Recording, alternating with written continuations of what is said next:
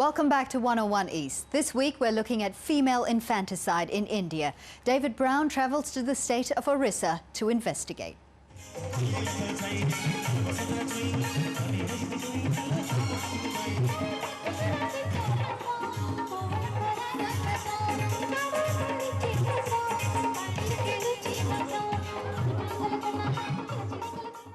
"16-year-old Subbalakshmi Patri was undergoing the final rites before her marriage to 36-year-old Jayadev Braraj in the village of Badabharanga.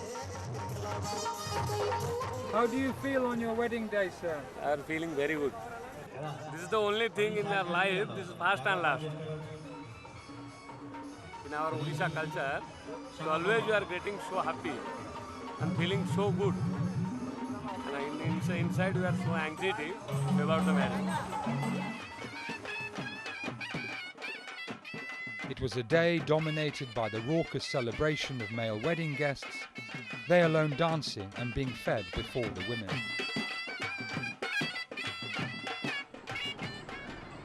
In the Orissan capital of Bhubaneswar, there's a group of women who feel very differently about husbands and men in general.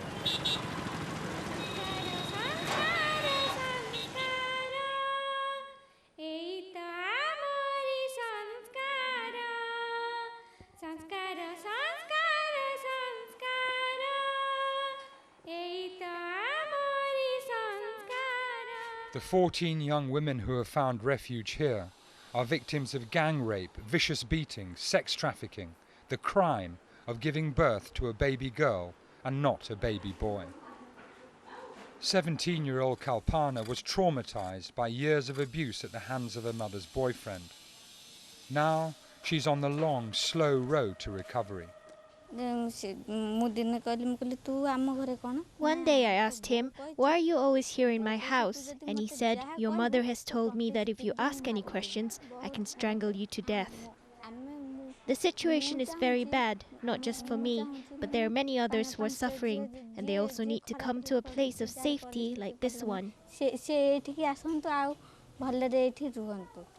I asked the shelter's associate director, MADHUPARNA MOHANTY, about the position of women in contemporary Indian society. The less than the second class situation there. Not only second class, less than the second, they are treated as the third class citizen of the India. The women, especially in Orissa, the position of the women are not good. Nobody give them prestige. They are treated as animals or pet animals, like treated at home. No position, nothing. They have no share in the landed property, and like that they are suffering. They prefer to kill the girl child. After the birth also, they are killing the girl child. Many cases are there. It is happening. Nayagarh district, 90 kilometers southwest of Bhubaneswar, has the most skewed child sex ratio in Orissa, with 901 girls for every 1,000 boys aged 6 years and under. 2 years ago, on July 14, 2007, the remains of an estimated 60 female fetuses and newly born babies were found stuffed into this well behind a local high school. The shocking discovery led to the closure of 8 nursing homes and 5 ultrasound clinics in the area. Investigations revealed that 7 of the nursing homes did not have a license to operate, and none of the clinics were legal. Arrests were made, but no one has been prosecuted. Orissa Minister for Women and Child Development, PRAMILA MALLICK, denies there is a growing problem of female feticide in the state. No, it is not. It used to be a major problem, but it no longer is. There has been a considerable reduction in recent years, and the situation is getting under control. It is due to the pressure of the society that some people resort to feticide. We are trying to create awareness among the women and fulfill their needs.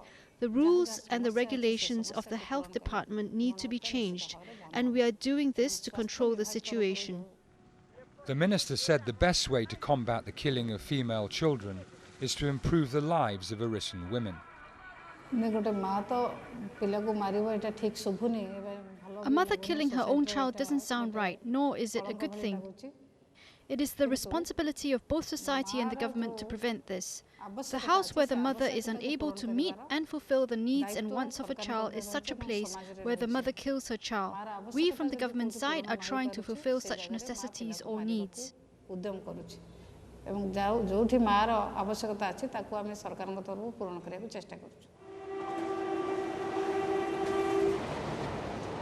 But back in New Delhi, the National Minister of State for Women and Child Development, Krishna Tirath, declined our request for an interview.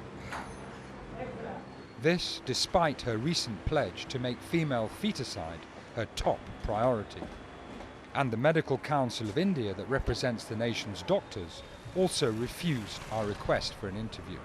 The technology is getting smarter, it's getting more easily available, while both the government and the civil society is sleeping. The desire to have a son is legitimate. There's nothing illegal or unethical about it. But to kill a female fetus is both unethical and illegal, and it should be stopped. In fact, it's already too late. The number of girls which have been killed over the last 20 years is going to change our society very significantly in the next 20 years, and all of us will have to pay the price for it. You can't do away with those machines. You need them to check abnormalities in the fetus. But ironically, what is happening is now gender, it seems, the very fact of being a woman or a girl child itself is an abnormality.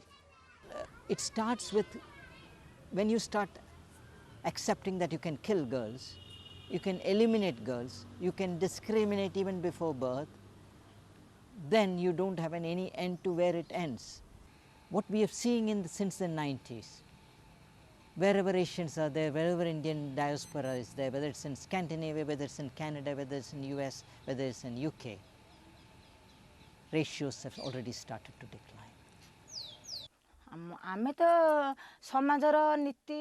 We learn and follow the rules and norms of society. When someone kills the girl child, others hear about it and imitate that when faced with similar circumstances. We only follow others. How else can we fight the situation? There is no sympathy towards women, either within the family or outside in the society. They have to suffer everywhere. These young orphan girls playing and laughing in the Delhi sunshine are the bright, shining face of modern India. They are the future mothers of an emerging superpower nation. But without them, there won't be any nation at all. That's all the time we have for this edition of 101 East. From all the team, thanks for watching.